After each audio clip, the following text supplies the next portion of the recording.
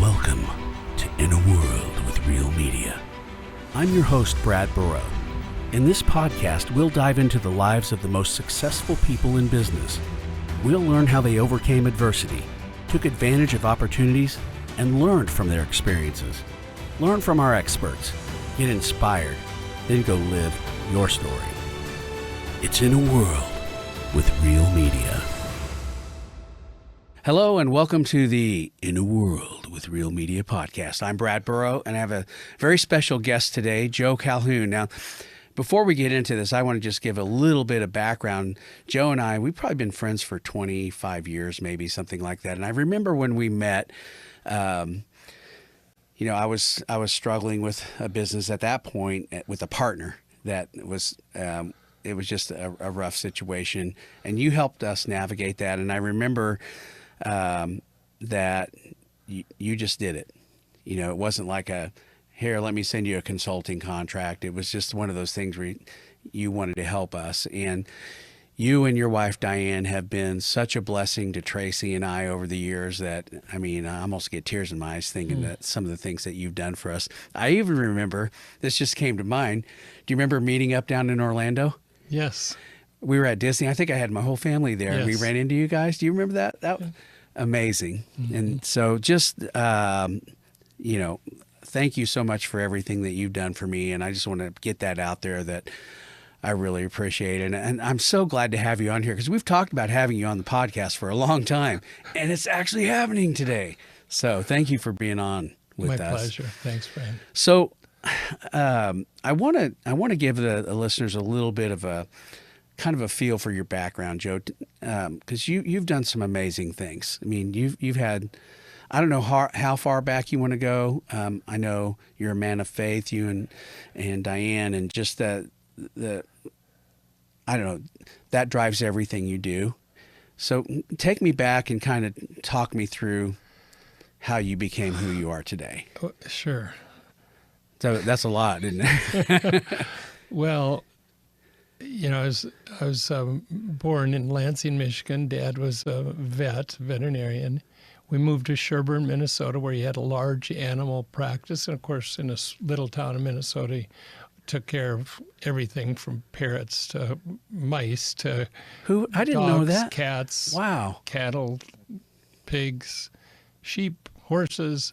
And I loved, as a young boy, being in the truck with my dad visiting the farmers. It was just really special. Yeah. Especially the dairy farmers. That was my favorite because the barns were so clean and the cats are running around and the cows are getting milked. And so anyway, I had a really nice childhood.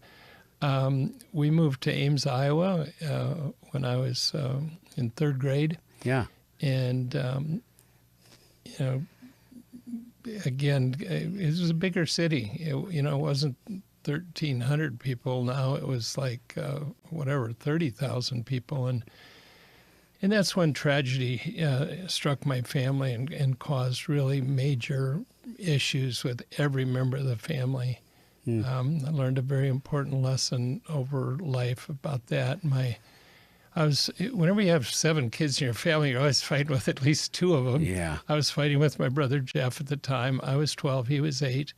And I was downtown Ames, Iowa, and my conscience started working on me, and I wanted to tell Jeff I was sorry.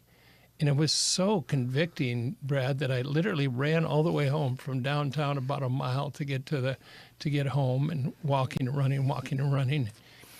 And as I entered the house, I could just sense that something wasn't right. And long story short, my brother Jeff had been hit by a car and killed in front of our house. Gosh. And my mom had sent him across the street. "Where's your stocking cap?" "Oh, go get the stocking cap." And she sent him across to the neighbors to get the stocking cap. And so she carried all that guilt, and that led to all kinds of pain. And she was a nurse who learned how to self-medicate, and big drug problem, big alcohol problem. So family lived with that. Dad had other problems, and it was just a tough time. And So eventually, my senior year in high school, we moved to Omaha. That was really a breakthrough time for me.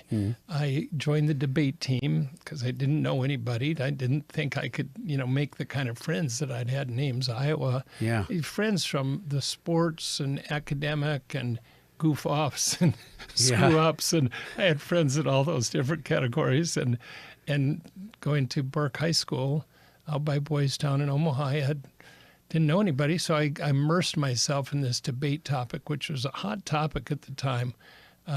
Resolve: the United States should not be able to get involved in unilateral military interventions with foreign countries. And so I just read everything. That was your I could debate topic? That was a debate topic. Wow. Yeah. And it was right in the middle of Vietnam War, and so it was just a really important time. And I was very grateful that my draft number was 287. And they were just wild times in our country, Yeah. like today. But today it's not just our country, it's the world. It's a Yeah. very, very, we can get to that. It's Chaotic. an anxious and chaotic time Yeah. for a lot of people.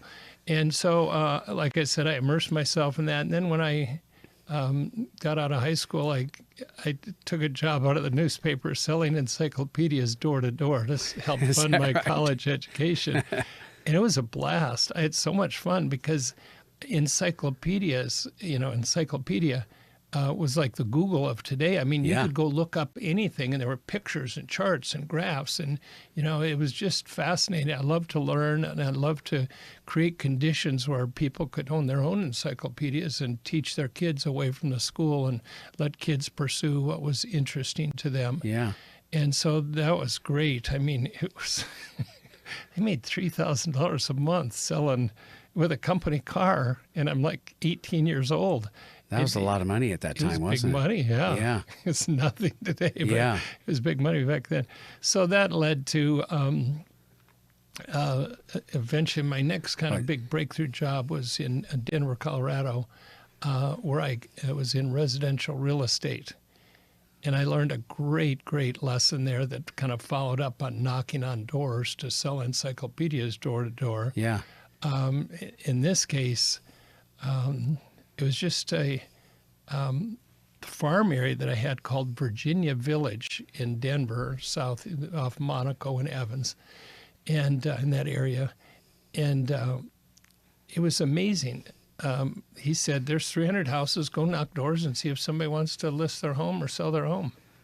So the first door I knocked on was a rental. Second one was a rental. And when I followed up and contacted the man that owned those rentals, he listed those two and another one, and they were sold. So listings and sales on the first doors I knocked on, which taught me a very valuable lesson like you and I were talking about. We have to go out and talk to people about what we can do for them, and we have to be willing to be of service to them. And if you're not willing to knock on the doors and be of service, especially in the kind of work that I was doing, things weren't going to go well. A valuable lesson, huh? To this day, Yeah. it encourages me. Yeah. You just never know when you knock on a door, figuratively, who's But going you to be got to there. knock, don't you? You got Nothing's going to happen if you don't knock. you got to knock. You Seems gotta pretty seek, simple. You got to find. Yeah, yeah, that's good. Yeah. So Denver, I mean, if you Denver- could sell encyclopedias, Joe, I mean, wow. You can sell anything. Yeah. That's what they used to tell me. So then interest rates were very high at the time, like 16%. Home mortgages were like 12 or 14, kind of 6 or 7%. Yeah. 5% doesn't look so bad. and so then I got my Series 7 license and started doing some limited partnership investments. And eventually I ended up selling and listing and selling apartment buildings. And I did that for a while. And then the next breakthrough was I got into the solar and energy conservation business. No kidding. Yeah, and so that was I'm really, learning a lot of things about you right now. that was really early. And I was thinking about this driving in today. I was the manager of a sales team, and the man fired me. And it was the greatest thing that ever happened to me. It was spectacular, mainly because of the way we did the firing interview. I asked him, so, what didn't go well? How could I improve? Help me understand my strengths and weaknesses. Yeah. And he read me the riot act, and it was liberating. I realized that I was never really going to be a great manager. Wasn't gifted to do that. And then we flipped, and he said, tell me, and so I told him about what I thought his strengths and weaknesses are. It was really great for both of us to get a totally honest and totally open feedback from somebody that knew you pretty well. Yeah. And then about 3 months later, I'd worked for this local office, and about 3 months later, I'm in a job that's not a great job, but I'm working away trying to find something better. And I get a call from the national office for the Solar and Energy Conservation Company. They said, your boss, the one who fired you, says you would be perfect for a new job we have in this company. We're starting up locations around the United States, and we need somebody that could be a startup guy, hiring, training, developing people, and a turnaround guy when the office doesn't have the right people, somebody that could come in and evaluate and fire and rehire a better team. And so that was fascinating. For 2 years, I was on the road 1 week, 50 weeks. Wow. I'd come home on Saturday and leave on Sunday to go back to work. Oh my either gosh. 2 or 3 or 4 or 5 or 6 weeks at a time. Wow. And then the other week it was a little lighter. I only was on the road 46 weeks. But during those 2 years, I logged 2,000 hours of speaking experience. And finally, near the end of that, Troy Neal out of Phoenix, Arizona, saw me speak one day and said, you should join the National Speakers Association. You have a gift. You could do this. That was just a couple major breakthroughs for me. First, doing the startups and the turnarounds, which I still sense that I do a lot of that today. Yeah. And then, of course, the speaking, which is an important part of what any of us does. Yeah. Yeah. I still remember one because I've edited several of your speaking reels, and I remember the la-da-da-da-da, go to work. You remember that bit? You probably do it. Well, I've done of it course. in a lot of speeches. It's like... it's the weekend, remember? Well, it's one of my signature stories. Yeah. Lots of times I'll show up somebody, they'll say, tell the driveway story, tell the driveway story. Yeah. And so, the long story short, I had the habit early on of giving my best at the office and my leftovers to my family. Yeah. And I was just working, and I had not managed my money well. I had a lot of debts, and I had a lot of financial obligations, and I was going to...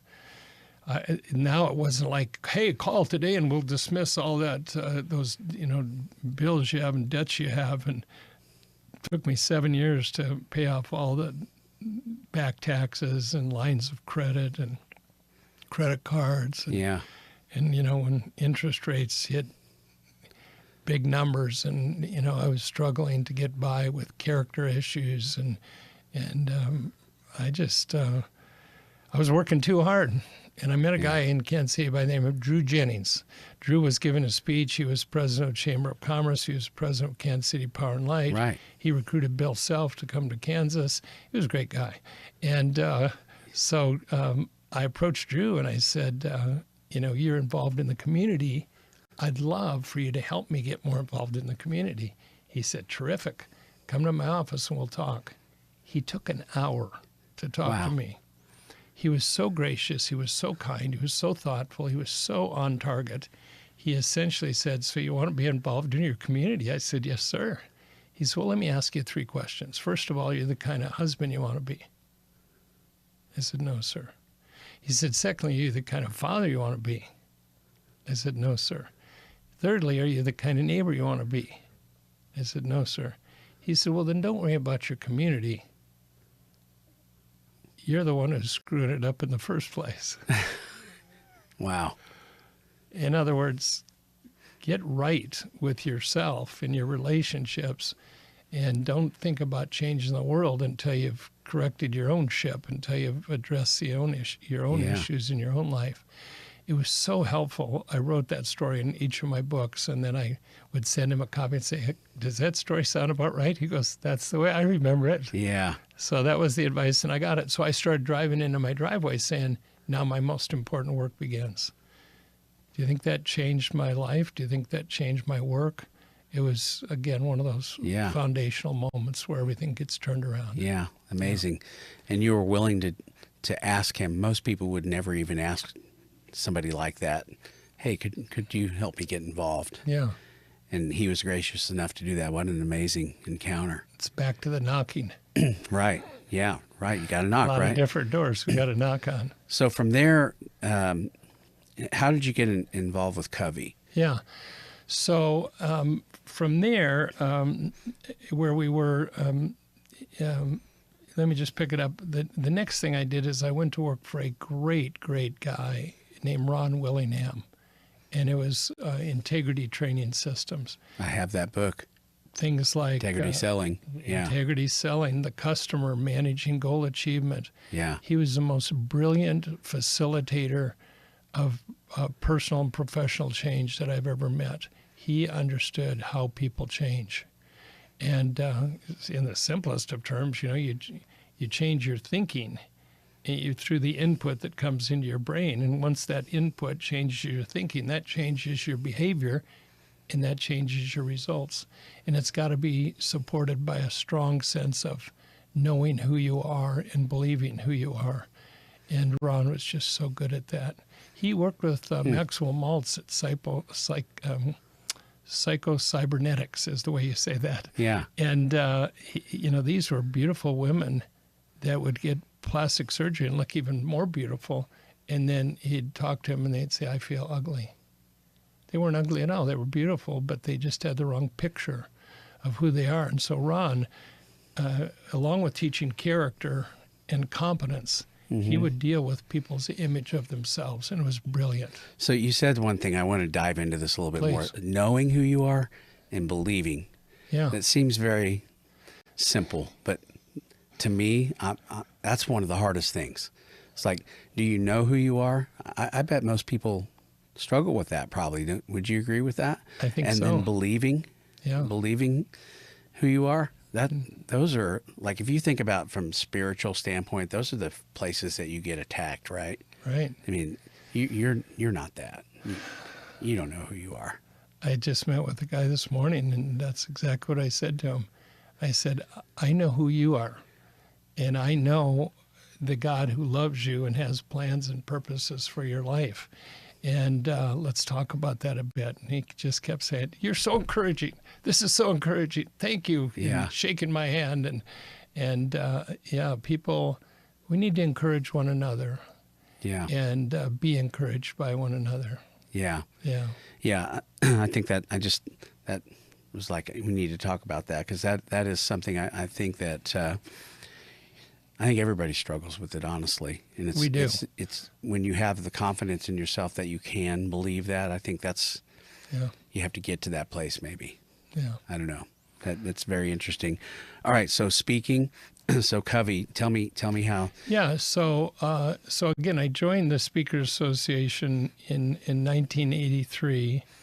And met Cavett Robert, who they give an award every year called the Cavett Award. Yeah. And it's like the Oscar or the Emmy of professional speaking. He became my mentor, and he helped me write the very first speech that I ever wrote. Is that right? And it was a speech that he saw Will Rogers give up in New York City before Will Rogers died in that fateful plane crash. Yeah. And, in order to be successful in life, you got to know what you're doing, you got to love what you're doing, you got to believe what you're doing. And that was the speech. Know and believe in there. That's the speech that he encouraged me to give. And he said, go out and speak and give free speeches. And someday somebody's going to say, can you do this for our company? And what do you charge? And he says, that's the day you know you're a professional. Yeah. When somebody wants to pay you. So I gave 50 free speeches a year for 2 years. Wow. In Kansas City, and met a lot of great people, and can trace a lot of that business back to that, the Integrity Training Systems. And then in 1990, I joined Covey Leadership Center. A couple of my clients had basically said, you're teaching something that sounds a lot like a book I just read called The 7 Habits of Highly Effective People. And Yeah. you ought to teach that. So I thought, oh, geez, that's all I need is another whippersnapper Thing to add. competitor with a new book, Yeah. and I approached them. I went and knocked on that door and was hired to work with Covey, and started off where we had a 6-state area where we could represent 7 Habits, principle-centered Yeah. leadership to companies of less than 3,000 employees. And my friend and partner, Bruce Jeffrey, and I started that. We could add 100 people doing that area, that 6-state area, and not had enough people to serve. That many So prospects out there. Oh, it was hot. Covey was hot and getting hotter, the Business Week cover story said. And so they reorganized, invited us to join the Covey Leadership Center, which we both did. And I did that for 10 years, had the privilege of traveling to 4 different continents, Wow. teach leadership teams at great companies like Ritz-Carlton Hotel Yeah. and Best Buy with their founders and their leadership teams. And it was just so special. And I realized at the end of 10 years that I really didn't enjoy working with big companies. Hard to make change. Yeah. It's just the company's too big. You can impact a few people. The leadership team, for example, it's really hard to impact, thousands or tens of thousands of people inside an organization. Yeah. So my partner Bruce and I decided to go out on our own, and we developed Priority Advantage, the smartest way to run a business. Yeah. We're kind of proud of our approach. We Yeah. helped them plan and achieve and renew based on principles. So we wrote a few books on that, developed a few websites, trained a few hundred companies, Yeah. made a positive impact, had a lot of fun doing it, and did that up till about 7 years ago. Yeah. Really, really awesome. So one of the things, talk about speaking a little bit, because I've seen this in you. When you get up on stage, you kind of come alive. Mm-hmm. Would you agree with that? I mean, it's like the energy of it. Do you like that energy? It's much better than dying. Yeah, I think so. Yeah, you want to come alive. And But that's a natural thing that happens, right? I mean, when you walk out on stage, you're like, oh, I feel good being here. yeah, it's wanting to make a difference in people's lives with the principles and practices we teach and the stories we tell. Mm-hmm. And it's anytime we've been around great speakers, and I've been around a lot of them over the years, Yeah. these are people that you're a little better off or a little worse off because of everybody you meet. And a good speaker, you ought to be a little, if not a lot better, because Right. you spend some time listening to those words, that input into your brain that can change your thinking, can change your behavior, and can change your results. Back to the Willingham, Yeah. what you were talking about with that. So that's awesome. I want to talk. I want to dive a little bit into the faith aspect. Okay. What I've always admired about you is that you're very, very transparent about your faith and how that guides decisions. And talk about that a little bit. I mean, not everybody feels that way. I feel that way. I mean, I've seen God do some amazing things here over 28 years in our company. Yeah. And you've seen some of those things too and been Yes. part of that. But talk about the importance of faith, and just obviously in your personal walk, but in business as well. Yeah. Well, one of the first speakers I met in the National Speakers Association was a guy by the name of Charlie Tremendous Jones. I remember that name. Charlie, Life is Tremendous is the name of his book and most of his speeches. And he said, you're going to be the same person you are today. You're going to be the same person you are today, years down the road, except for the people you meet and the books you read. And so, that again is back to that input, the people you meet, the books you read. Mm-hmm. So I found that there was one person to meet who was very special to me. And the news was so good, I could hardly contain myself when I heard it. And we know who that person is. Yes. And Jesus is very misunderstood. And, the good news is called good news because of the gift that Jesus gave to us and the gifts that God gives to us Right. and the Holy Spirit that Jesus promised that he would send to live inside of us and guide us and direct us. And then along with that person to meet, there was a book to read. It wasn't just one book, it was like 66 Yeah. in one. Right. And, just Proverbs alone is life-changing for virtually anybody. Just go read a proverb a day. It's amazing. Go read the book of John. Read the New Testament. I'm a desperate man. I cannot do anything that counts for anything apart from God's guidance, God's leading, God's eyesight, God's hearing, God's touch. Yeah. It's the God that made the universe. It's a big, big subject, Brad, that would take more than this podcast to talk Right. about. Right. How amazing our faith is and can be for so many people. Yeah. Yeah. That's awesome. One of the things that the experiences that you and I have had together was traveling to Dallas. I don't know if you remember that trip.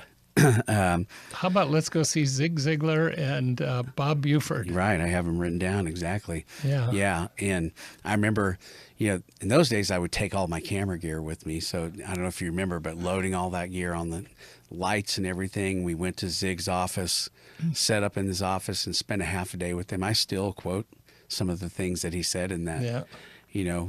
talked about the redhead, Yeah. and one of the things that he said, I'm sure he said it all the time, but in your interview with him was that if you want to be successful, help somebody else be successful. And I've always said that's a key thing.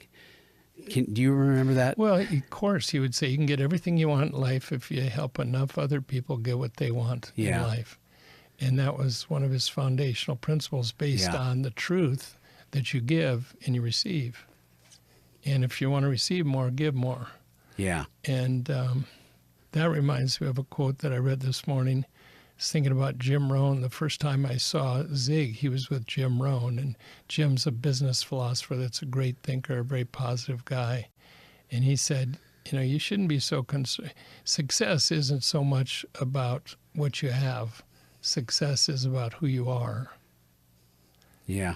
And that's the kind of thing that the great teachers talk about, not just some superficial success, but the real success that comes from the real work that we allow to be done in our lives. Yeah. Yeah. I tell people that I got to be a part of the interview with Zig, and that's pretty special. I mean, I think about, God putting you before kings. It kind of feels like that a little bit. I mean, you've had some pretty amazing relationships. I mean, Stephen Covey, Bob Buford, Zig Ziglar. I mean, that's pretty amazing. So I hope I can get this point across today, if nothing else. I am so grateful for the people that I've met in my life. And we're going to be the same we are today, years down the road, except for the people we meet and the input that we take in. And I'm just so grateful, Brad, for the positivity in the simplest of terms that was part of Zig's life. The good humor, the storytelling, the warmth, the love, the generosity. And then Bob Buford, I mean, what was that like for you? All of a sudden we're interviewed Bob Buford. Well, I didn't know who Bob was at the time. I Yeah. didn't know who Zig was, but now looking back, I wish I had been a little bit more tuned in to who he actually was. Yeah. So Bob was a terrific guy. He was mentored by Peter Drucker, I think, for 20 years. They would meet once or twice a year. Yeah. And his book that became a bestseller with lots of business people was called Halftime. Yeah. Changing your game plan from success to significance. And he basically said most of us spend the first half of our life trying to accumulate things, being successful in temporal ways, things that don't last. But at some point in time, usually around the halftime of a life, people get this sense that, is that all there is? There's got to be more. And so Bob said that's all about significance, which is pursuing eternal, not temporal things. Yeah. So our friend Bob Shank, who you saw recently, Yeah. talked about this. From success to significance to surrender is what Bob said to me in one of my last meetings with him. And essentially, success is temporal, significance is eternal. And then Bob Shank said, success, significance, surrender. He said, surrender is trusting God to keep score. Don't get all consumed that these good deeds you're doing are not noticed. Yeah. Understand that a 30, 60, or 100-fold return has been promised eternally for what we do in this earth. And so whether it was Zig saying what you do, do unto others the way you want them to do unto you, do great things for people and great things will happen for you. Yeah. And, or, this quote that we just shared with your listeners. Yeah. I just remember that day. I don't know if you remember that day. We're kind of in a little room, actually. It wasn't that big of a room. And, his voice has very distinct characteristics to his voice, kind of a, the redhead, that kind of, that was a bad impression of him. Yeah. But I just never forget that day. And that was a very, very fun afternoon, and getting to hang out with some pretty significant people in our world at the time. That was really cool. Yeah, and I think that people would enjoy just going Google on a speech by Zig Ziglar or Bob Buford and listen to these guys. Zig had I think the best control of his voice. He could do some things with that voice of his that were really special. And it's so easy to get captivated as we listen to Zig share his wisdom. I want to switch gears a little bit to EOS. So I know you've kind of gone through some different things. Tell us about, give us the 411 on what EOS actually is. Well, let me slide over here and grab these props that I brought along for that question. Yeah, so we've got some books here that we're gonna show here. Okay. There you go. So the first thing I'll share is what Gino Just move back up to the microphone for me. Yeah, sure. Joe. Gino Wickman wrote a book called Traction, and I was curious as to what the date is on this book. So it's 2011. Okay. So we wrote our first book, which talked about the input into your brain affects your thinking, affects your behavior. It was in an anthology. It was 1985. Wait, who's the guy on the front of that? Yeah. You might want to show that. Put that. That's funny. It's 1985, a little anthology. But I just, Cabot told me, if you're going to be a professional speaker, you better write a book. Yeah. So I did. And then when Bruce and I partnered up, it was 20 years later that we wrote a book called Prioritize, which subtitle is System for Leading Your Business and Life on Purpose. Yep. And then 3 years later, we wrote another book called On the Same Page. And then 3 years later, 2011, we wrote the book called The 1 Hour Plan for Growth, published by Wiley & Sons. So what I get a kick out of is, so does Gino Wickman, the author of Traction. One of my clients referred me to EOS. They had been doing Priority Advantage. They'd been doing my stuff. And they said, we really like you, Joe, but we like Traction, and we're wondering if maybe you could teach that to us. What did you say? I got the message. That's like, here, let me slap you in the face. I got the message. So I went and read Traction. There were literally 100 things that I knew I could do better. So I took my books, threw them into the trash can, and adapted Traction. Whenever I tell that story to Gino, he gets a big kick out of it that I trashed my 3 books for his book. It was that much better. They had spent a lot of time refining the Entrepreneurial Operating System, which is essentially a system to harness people power inside of an organization. And so what's that look like? 3 things. 1, it's all about vision. It's about getting people on the same page about where you are and where you want to go. And being honest with yourself. Where are we now and where do we want to go? And then it's about traction. It's about making things happen, getting things done, a sense of accountability and responsibility. Yeah. And so, like Larry the Cable Guy says, get her done. Yeah. Right? So you got a vision, then you got traction. Then the third component is team health. Team health is all about people getting along well, working together well, honoring one another's strengths and talents and abilities, having some fun together, because most time they don't. Yeah. So if you got vision, you got traction, you got health, team health, it's a good thing. We work with leadership teams to help that leadership team get on the same page first. And then as that leadership team goes, so goes the rest of the organization. Do you find that a lot of entrepreneurs in smaller companies like ours were a person that did something really well? It could be painting, it could be whatever that skill is. Say, I'm going to start a business and I'm going to go out and do this. But then all of a sudden realize that they have to do accounting, they got to raise money, they got HR, they got to hire people, they got to sell. So all of a sudden now they're not really doing what they started out doing and the reason they loved doing it. Does that make sense? Well, Michael Gerber wrote a classic book on that subject called The E-Myth. And it's really a small percentage of people are entrepreneurs, and it's just not a big number. Yeah. It's probably less than 5% of people are wired to be entrepreneurs.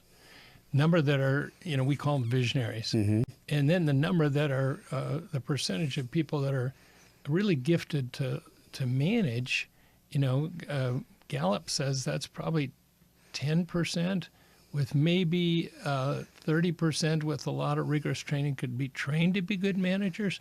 So that leaves a lot of people who are doing the work. What kind of work is it? Yeah. So that person, Michael Gerber, in his book, The E-Myth, says they have an entrepreneurial seizure. I'm working for this company shooting video, and why don't I go start my own company shooting video? Yeah. Well, okay, sure. Then you're going to have to market it, and you're going to have to sell it, and then you're going to have to manage it, and then you're going to have to handle finances and HR and legal and everything else. And like you said, if we're not careful, pretty soon we get away from the very thing that we were great at doing. Yeah. And so I just always laugh when he said these people have an entrepreneurial seizure, Yeah. where they think, I can go start my own business. I had that 28 years ago. Yeah. That same seizure. Yeah. Yeah, that's funny, but I mean, it does. It's like I don't think people realize, the idea of starting a business sounds awesome when you don't have a business. Like, oh, I'm my own boss. I'm, all these great upside things, but they don't really understand the weight that comes with that. Or I'm not sure if I'm saying that correctly, but it's the other stuff that. Yeah. It's hard. If all I had to do was go out and direct and create all day long, I mean, that'd be awesome. I'd be thrilled. But it's like all the other stuff that you have to do to keep this thing going that's the challenge. Gino Wickman has started a company and written a book on that subject. How do you start up a business, and what's that look like from the early days of an entrepreneur? It's a great read, and he's got a passion to develop tens of thousands, if not 1 million entrepreneurs around That's this starting country. to happen, isn't it? Yeah. I mean, it's really exploding. EOS is exploding. I think so. Yeah. What advice would you have to somebody that's wanting to start a business? What would you say to them right now? It's like, what should they do? What should they look at? Well, I think the first thing question. to look at is, are you might feel called to do it. Are you gifted to do it? Do you really have the giftedness that's required to be an entrepreneur? And there's lots of assessments. EOS and Traction has an assessment. Gino's work with Entrepreneurial Leap and all the work that they're doing. It has there's assessments available. There's training and development courses that are available. Yeah. And people can go out and become a student of that before you look before you leap. Let's say it that way. Yeah. Yeah, that'd be my advice. Talk about the assessments a little bit, because that's one thing that you did with me early on, and even helped me in my marriage. Yeah. Understanding, knowing who we are. Yeah. What was the name of the one that you had me do? I can never remember the name of it. It's one's a Kolbe. One's that's a what Gallup, and those are the two that we use most with EOS. Yeah. And so, and there's others, and they're terrific. Yeah. Working Genius by Patrick Lencioni comes to mind. Mm-hmm. And so,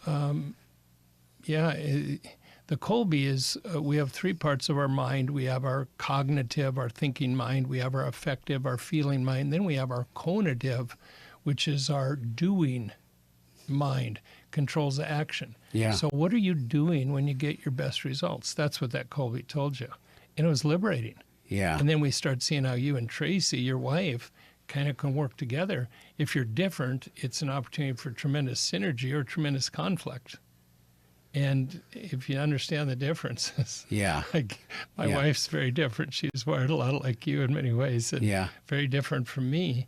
And it's helped our marriage too, and helped our relationship. Even my son, when my son was, I think he was 17 or 18, I looked at his Kolbe and then his Gallup, and I said, Joseph, I never got you. And he looked at me and said, no wonder we had so many problems. And it was true. Whenever there's conflict, it's not understanding that other person. And that's the way they are.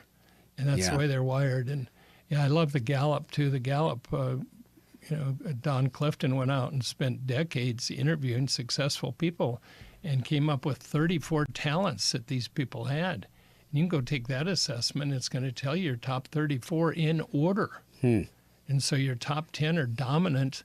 And if you can really tap into those talents, it's going to help you be successful and help you determine whether or not you're called to be that entrepreneur that you were talking about. Yeah, I think one of the things for me it showed me is like there's areas that I need support in. Like I'm good in this area, but not in this area. That's right. And when you understand that, it's not a bad thing. It's just how it is. God made you, right? But when you understand that, now you can get a functioning team that's working together.